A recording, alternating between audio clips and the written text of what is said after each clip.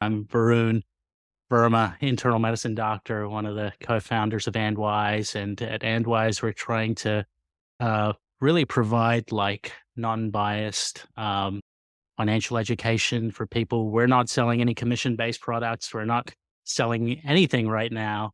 No courses, books, masterminds. We're really just trying to do this to empower the physician community. And so I was so excited to connect with Lauryn. She's a certified financial planner. I'll let you do your full bio, but I was like really amazed to learn you're a 4-time Olympian, Summer and Winter Olympics, and a 3-time medal winner. That's amazing. But I'll let you take it away. Good evening, everyone. My name is Lauryn Williams. Thank you, Varun, for having me. People do think it's a pretty cool fact that they have an Olympian that is teaching them financial stuff. I will tell my very long story short. I became a professional athlete in 2020 as a junior in college. I made the 2004 Olympic team and immediately had to turn my focus from being a college student to being a professional athlete. First thing you got to figure out, though, is, hey, I'm earning this money. What do I do with it? I hired a financial advisor at the referral of a family friend. I didn't know at the time that there were different types of financial advisors. So, to Varun's point, there are a lot of people that sell financial products for commission. That is not what I think is the best way to go about organizing people's finances. But I think that's what I ended up in the hands of, and it wasn't a good fit for me. I was not financially literate. I come from a family of 5 sisters, 2 brothers. So lots of people, not a lot of income, not a lot of financial literacy. And I realized that there was an opportunity here with the amount of money that I was earning. It was more than anyone in my family had ever seen, but also how do you make good decisions? Thinking it was the financial advisor, but financial advisor just put more money in this investment, put more money in it. And I didn't realize at the time it was because they were making more money off of that. So fast forward, fired that guy, hired another guy, thought that was going to go better. It didn't. I got frustrated and just said, like, what do people do when they're trying to organize their finances? Like, I'm willing to pay for help. I'm trying to figure out like how to make good decisions with my money. And literally a Google search led me to the CFP. This looks a lot more comprehensive than what I was getting from the financial advisors I was working with and what people were telling me as I was getting interested in this industry. So my first internship was at a fee-only where everybody at that company was a certified financial planner. And it was night and day the service that they were providing to their clients versus the service that I had received from the person that was like commission based. So I was like, oh, this is a thing. There's another part of this industry and I want to be a part of it.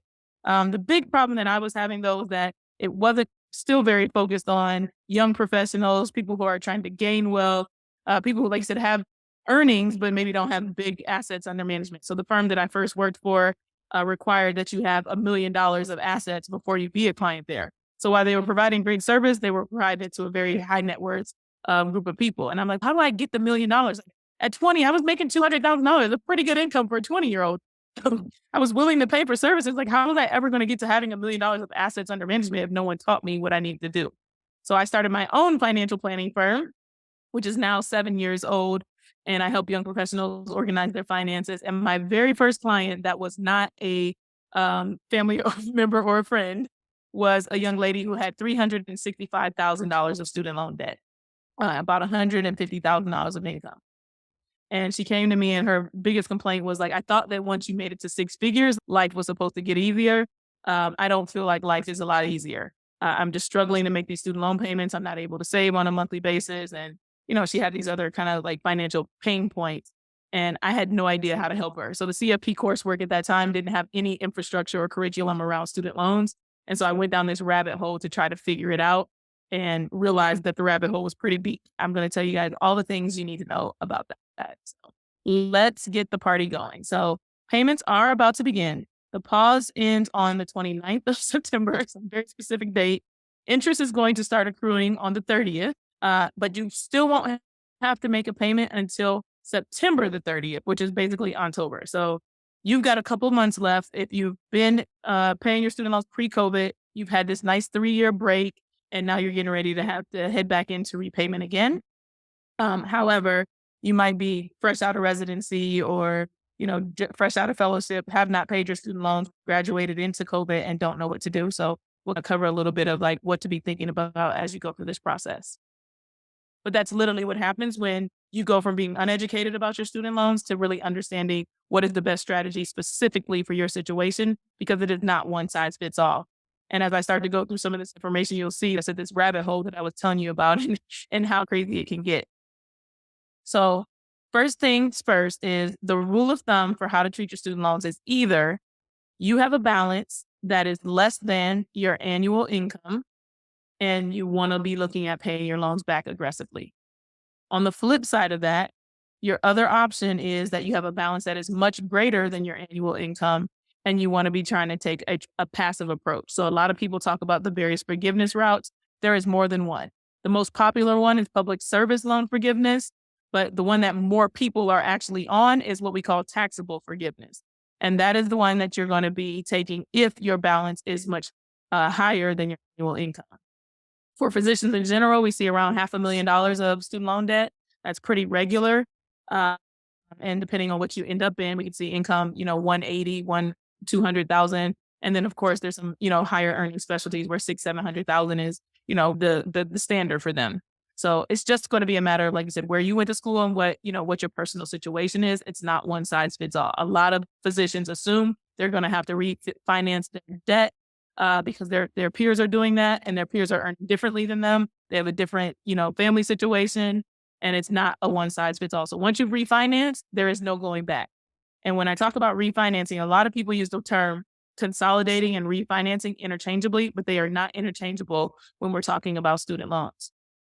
Consolidating is taking all of those debts. So when you log into studentaid.gov, you see a long list of loans that you've taken from every semester over the course of your career, maybe undergraduate and medical school. Consolidating is taking those loans and squishing them down. And what you'll finally see is a direct consolidated subsidized loan, direct consolidated unsubsidized loan. So just two loans will remain, but they will still be federal loans. Whereas refinancing is taking your loans completely out of the federal system, putting them with a private lender. So that's like SoFi, Earnest. You're probably getting junk mail from all of them all the time. Those companies are not scams. They are just private companies. And once your loans are private, you are held and bound by the rules of that private company, whatever you agreed to with them. Why do people do it? They want the lower interest rate that they can't get within the federal system. So you can refinance, but you want to make sure that that's right for you, because once you've left the federal system, you consolidate. And that's why people use the term interchange. So you just have one loan, one payment every month, and you're done in 20 years or 10 years or 15 or however long you agree to from a term wise, but it might not be the most cost efficient thing for you to do. So that's what we're getting ready to talk about. All right. So there's these things called income-driven repayment plans. And this is where it starts to get confusing. So IDR, income-driven repayment, is the name of the program. And then under the umbrella of IDR, you have IBR, pay, repay, and a new repay plan. And so they stand for income contingent repayment, income-based repayment, pay as you earn, revised pay as you earn, and then, like I said, a new version of that as well. So you can see already why people get a little bit confused. Like they get on and I ask you, what payment plan are you on? They're like, oh, I'm on an IBR plan. And everybody uses IBR as the saying. It's not IBR, it's IDR as the program. And then it's like, which of these payment plans are you on? So let's talk a little bit about how they're different and some of the things you need to be thinking about of what might be relevant to you.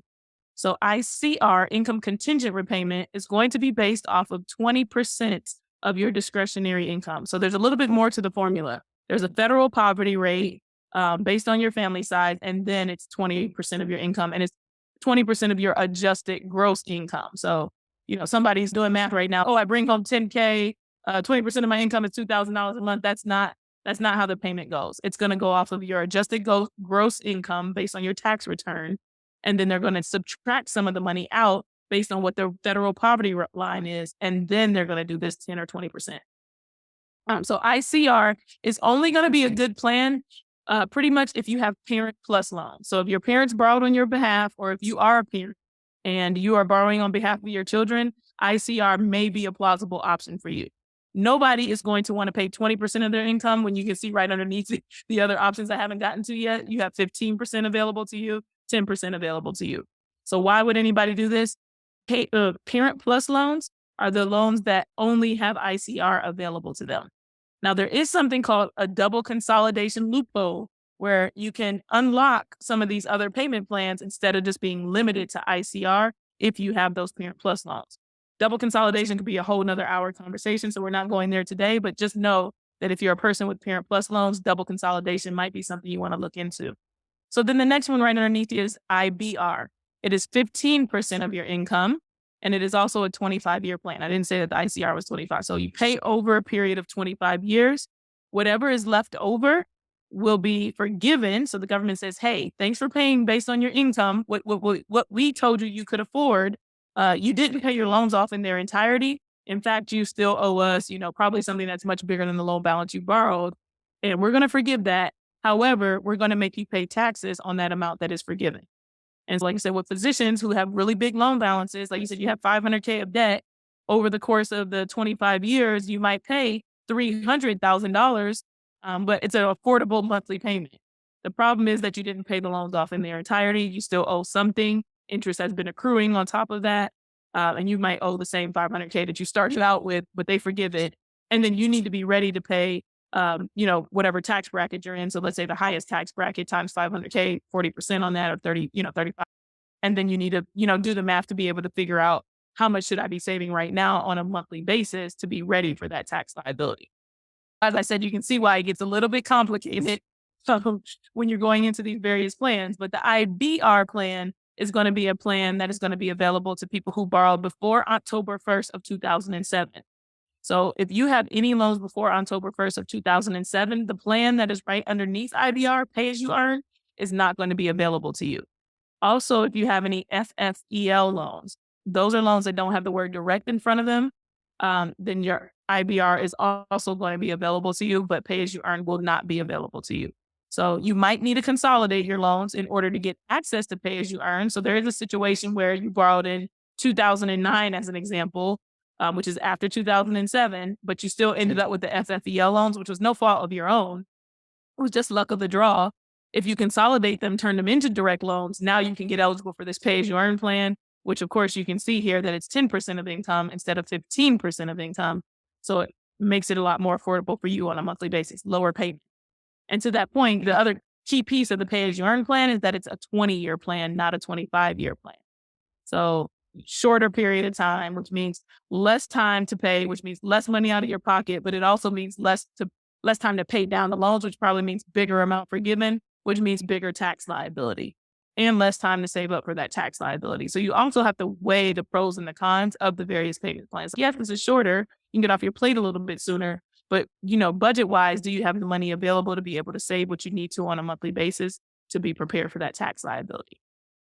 Last but not least is the revised pay as you earn. So we had big news come out on Friday that they are actually going to implement this new revised pay as you earn. It had been proposed up to that point, and they're now calling it the SAVE plan.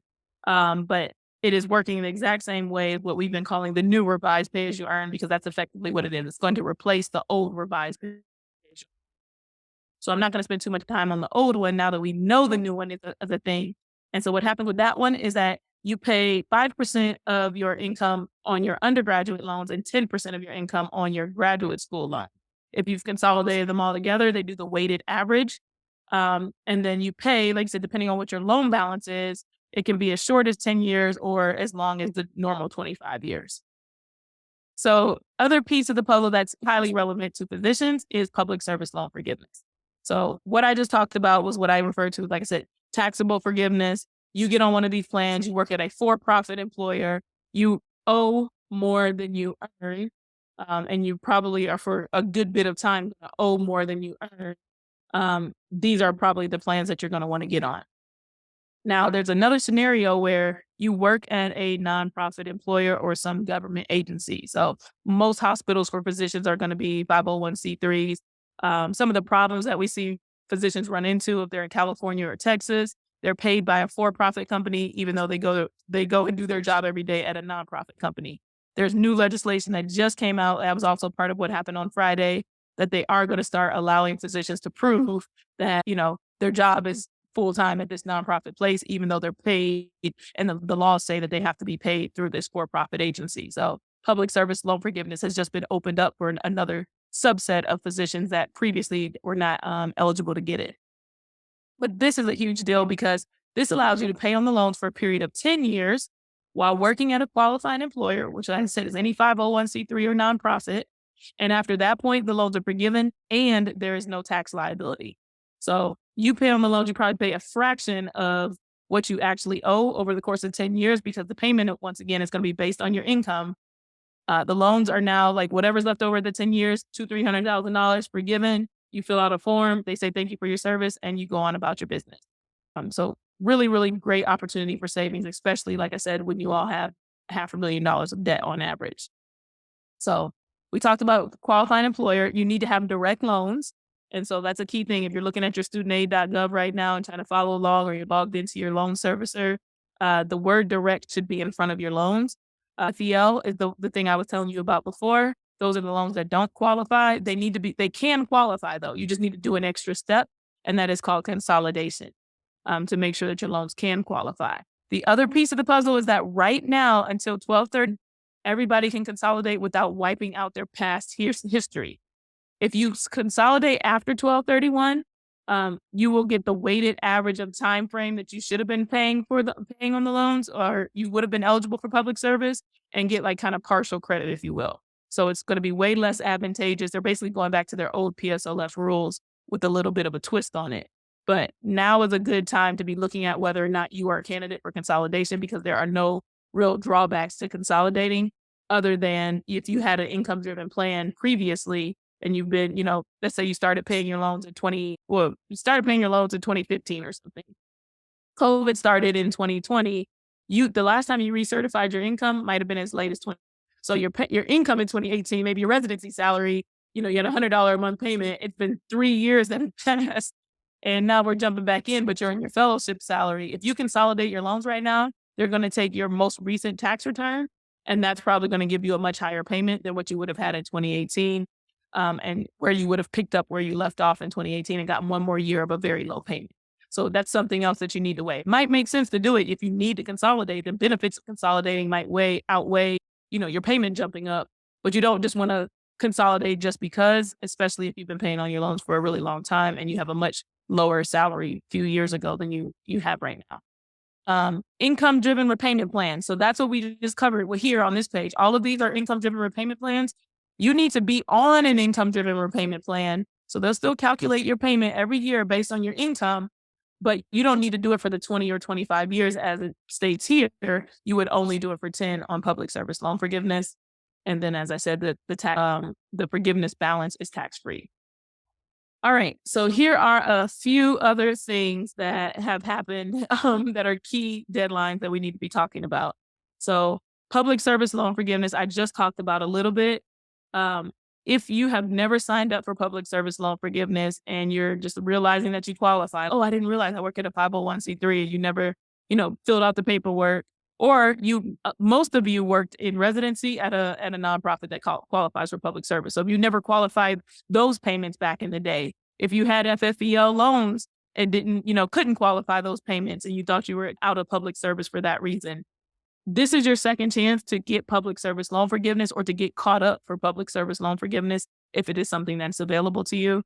And it's right now, like I said, until 12/31. You can right all of the wrongs of the past, fill out all the previous paperwork, consolidate the loans, and get the credit for public service. So if you think that's applicable to you, please do look into that more. We talked about the forgiveness being 20 or 25 years, depending on which payment plan. So it's staying the same. All repayment plans count for prior payment history. So this is key for specifically this IDR account adjustment. What they're doing is they're saying that, hey, some people were on the graduated plan, some were on the extended plan, some were on the ABC upside down plan. You name it. If there was a plan other than IDR and you were on it, we're still going to count it as if you've been on an IDR plan, because we realized at the Department of Education that we didn't tell people that they could have been on a much better plan, much more affordable plan, and been going for forgiveness up to this point. So a lot of people who have older loans, they borrowed in the 2000s, early 2000s, borrowed in the late 90s. They've already been paying on the loan for 20 some odd years, or they've been in and out of repayment for those years. They're going to count all of that as if you've been on an income driven plan. And then you might only have 2 or 3 years to go before your actual forgiveness comes. So it's hitting the fast forward button for a lot of people. And there's nothing you need to do to get your payments counted. They're going to automatically do this for everybody and say, hey, here's where you are in the payment count. And they're also coming out with a payment tracker That has been one of the most frustrating things for so many people is I'm doing this 25 years. I started around this time. I know I went into forbearance a little bit. I don't really know where I am on the 25-year mark. And they've never really tracked that for you. They've just been like estimated payment date this, with no real anything to help you support their claims. So now there will be an actual payment tracker for you to follow and see what it looks like for you to get forgiveness. I've already mentioned this, that all federal loans can qualify. HEAL loans, Perkins loans. Something else that's relevant to physicians is HEAL loans, HPL loans, health professional loans. There we go. I had to think about what the name was. Frequently, people don't realize that those loans can be consolidated into the federal system, and they can also qualify for the various forgivenesses. They always feel like, oh, I have a private loan over here that I have to pay off. Those loans, not all HPL loans, but the majority of HPL loans can be consolidated into the federal system and get the same perks and benefits that we're talking about today. Many types of deferment and forbearance can now count. So the 1236 rule is basically if you have been in forbearance for more than 12 months consecutively, they will count those as payments. So previously I was just telling you, oh, graduated, extended, all these different kinds of plans. Forbearance is not a payment plan. It's you saying, hey, I can't pay my loans right. And they're realizing that, hey, you're not supposed to be able to be in forbearance for more than 12 months consecutively, and they were allowing people to do that. And two, that when people were calling to ask to be on forbearance, that they should have been pointing them to these income-driven plans in the first place. So they're saying, hey, we want to right this wrong as well, and let's count those payments. The other option is if you weren't in forbearance for 12 months consecutively, that if you were in forbearance for 36 months in aggregate. So you did 3 months here, then you went to school and you were in deferment, then you came back out, you paid for a few months, then you went back into forbearance, you're bouncing all over the place. If in aggregate over the course of time, you have 36 months of forbearance, they will also count that for this IDR adjustment, and that will get you closer to forgiveness quicker. So that's something to be taking into consideration. And we've already talked about the idea that consolidation is going to give you the highest number of payments of all of your different loans. Actually, I don't think we did talk about this. So let me give an example. Let's say you undergrad and then you took 2 years off and you paid on your loans for those 2 years. Then you decided to go to medical school. So you got 24 credits on those undergrad loans, and then medical school started. All the loans went into deferment. You came out of medical school and the loans all picked up. Your undergrad loans are going to be forgiven 2 years earlier unless you consolidate all of those loans. And if you consolidate all of them, they're going to give those same 2 years of credit on those loans that didn't even exist, all your medical school loans, the loans that, like I said, those other loans. So highest number of payments is basically what's being recounted as you consolidate the loans, depending on how much credit you have on various loans. So if they're not all the same, you probably want to consolidate so that you can get the highest number of payments counted. All right, this one I can go pretty quickly through because it also was decided on Friday that there will be no student loan cancellation. So there was this big 10 or 20K cancellation that was on the line. It went to court. You can see in our note that we already thought that they were going to block it. They did block it. President Biden has said he's going to try to get it approved through a different plan, the Higher Education Act. We don't think that will go through either. We think that it's actually a distraction, so that they don't really focus too much on this new repay plan, because there's the potential that there could be some lawsuit related to that new repay plan because it is also a very generous plan. So we're thinking he's just like keeping their eyes over here. Hey, I'm really going to force this thing, even though I know I can't win. And what he's actually trying to do is get them off of the repay, or putting too close eyes on the repay plan and getting that passed through. So there's your dose of student loan politics for the day. Like I mentioned this already previously, that your payment will be what it was pre-COVID. So if you are a physician that has been paying on your loans prior to COVID and stopped during the pause and are going to pick back up, you pick up where you left off. So this is important because, as an example, let's say your recertification day is every year in September. Payments aren't even starting in September. So what are they going to do? They're going to kick you out one more year.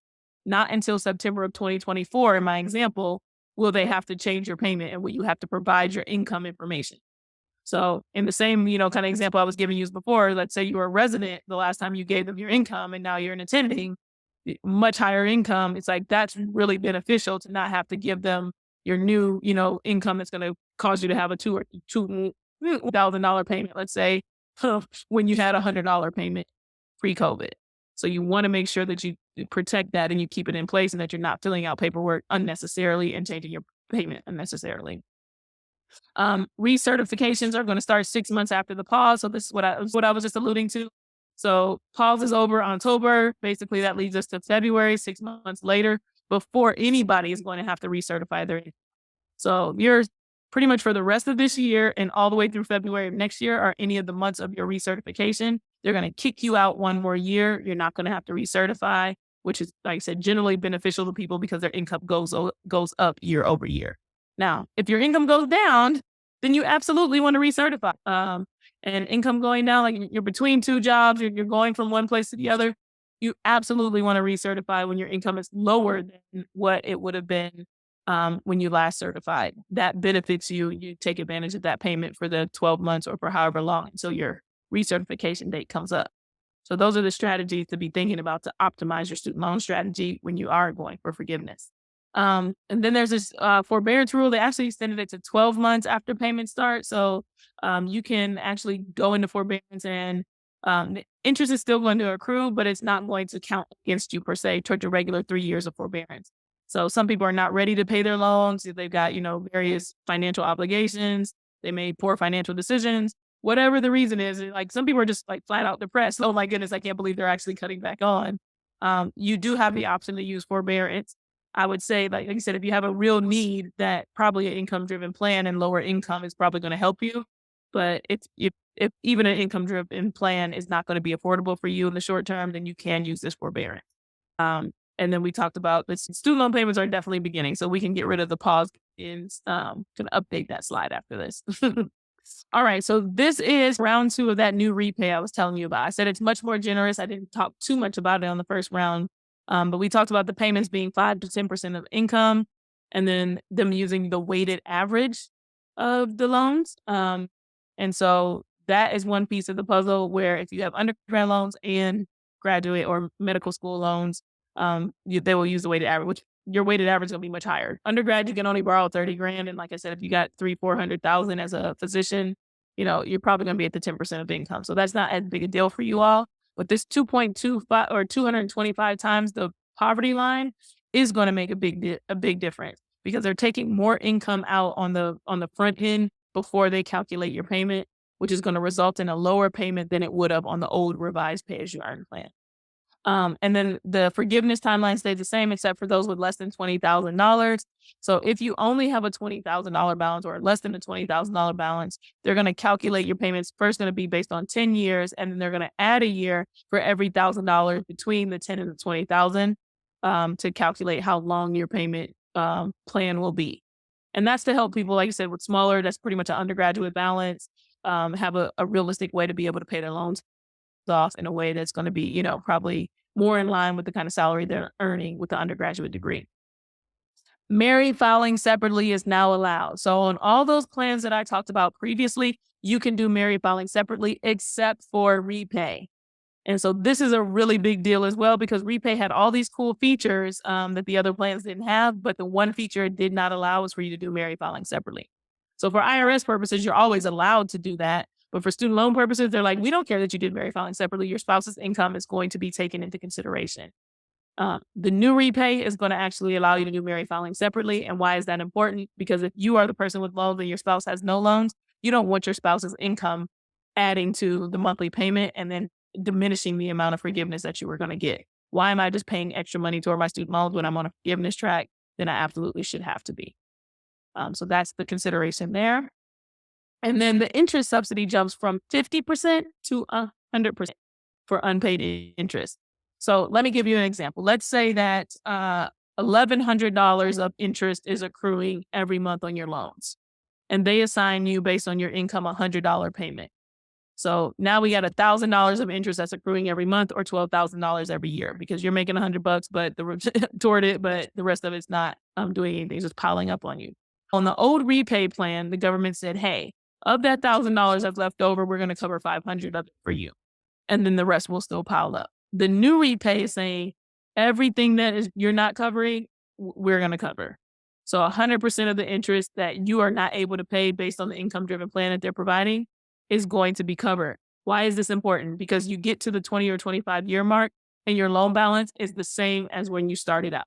It will not be higher because there was no interest accruing. So now it's a lot easier for you to calculate your tax liability, but also it's going to be a lower tax liability because your loan balance is not going to continue to grow over the next 25 years. Um, One big piece of the puzzle is no plan switching after 120 payments, which actually I think I have to look at the regulations again. I think they actually changed this to 60 payments. So after 5 years. And so with the plan switching, what they're basically saying is you need to find something and commit to it. What people were doing previously is I'm going to get on the repay plan, take advantage of this 100% interest subsidy for the next 19 years. And then in year 20, I'll jump over to the pay as you earn plan because I want to be done paying my loans in 20 years instead of 25 years. So they're using that as a loophole. They're saying, no, we're closing that loophole. It's okay for you to not know what plan you want to be on initially, but 5 years in, we're locking you in and there's no way to change that. And so, like I said, this is like the new revised pay as you earn plan. They're calling it the SAVE plan with the SAVE Act that this is all being enacted under. But it's basically replacing the current revised pay as you earn plan. So if you've been on revised pay as you earn, you will be offered this new revised pay as you earn.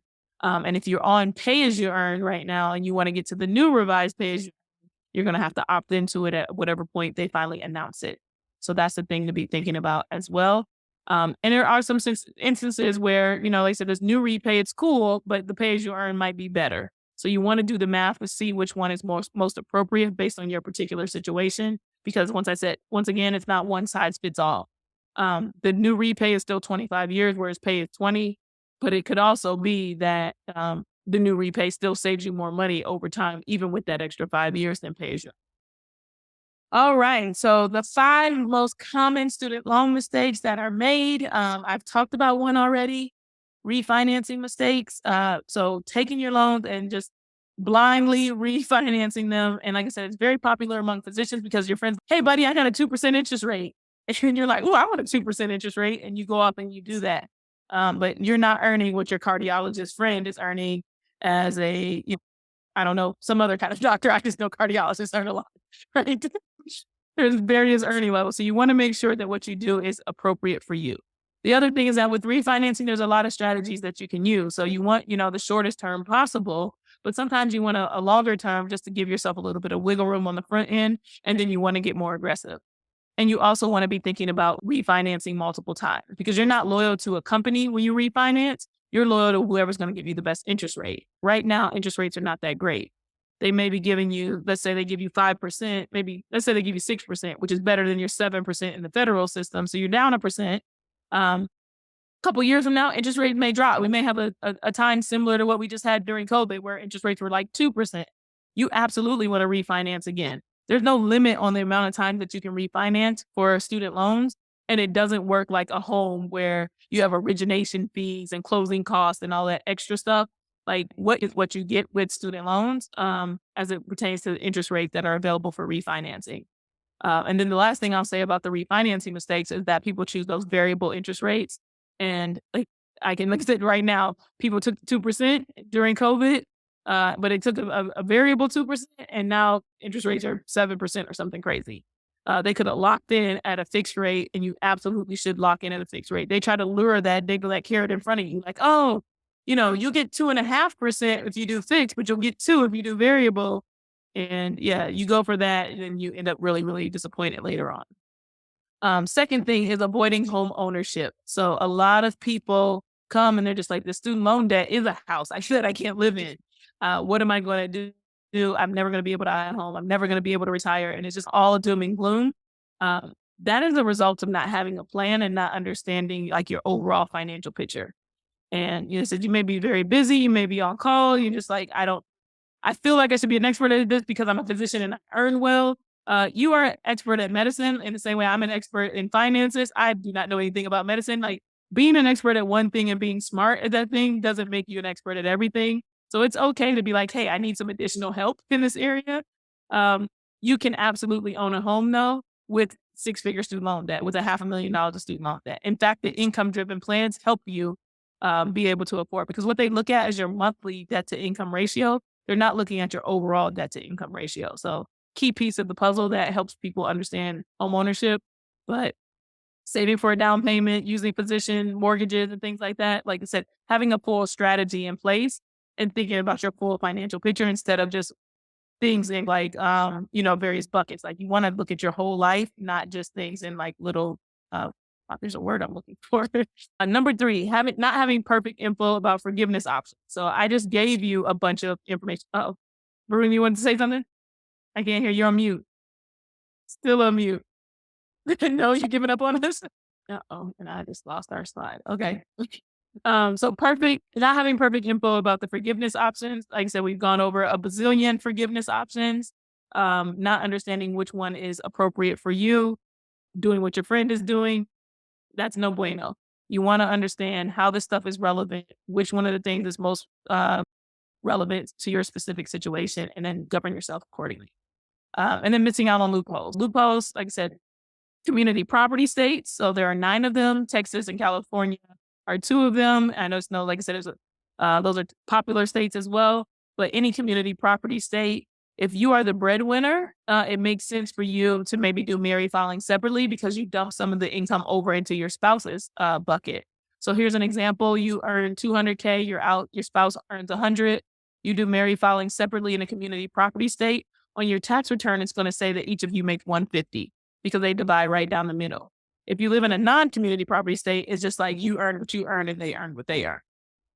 But that can be super helpful. Like I said, if you have a much higher income, a lot of people have a stay-at-home spouse. So, you're earning well, your spouse stays at home, and now you cut your income literally in half because your spouse had no income, which makes forgiveness a lot more compelling and a lot more cost efficient for you all overall as it relates to taking advantage of student loan strategies. So there's also a double debt loophole, which is like another thing we could talk about for an hour. But yeah, there's various different loopholes that you could be taking advantage of. And then the last thing is not committing to the passive or aggressive route. So that was the very first slide. And I cannot tell you the number of times that people come to me and they are very clearly supposed to be on the passive route. And they're deciding like, I can pay an extra couple $100s a month. I'm paying an extra $200 a month toward my mom.